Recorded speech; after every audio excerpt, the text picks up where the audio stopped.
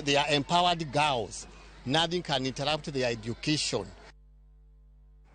Riwruok mar jiwo ohala kod keto mwandu e pacho kae KNCCI obago chenro mar nyiso okenge ma piny Kenya osegoyo e dongo kembe mag loso mwandu e pacho ka.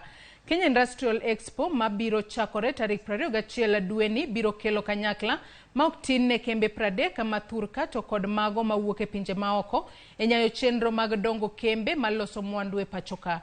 Jakom mar KNCCI Eric Ruto wacho ni kembe ma pacho kae biro yudo thuolo mar timo ohala ahinya to mag tero mwandu e pinje maoko ka thoth mwandu ma Kenya tiyogo wuok e pinje maoko.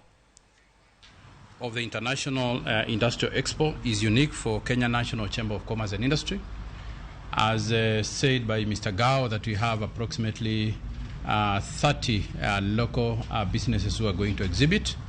I would like to tell members of Kenya National Chamber of Commerce that out of these 30, we've been given 12 exhibition booths at no cost who are going to exhibit.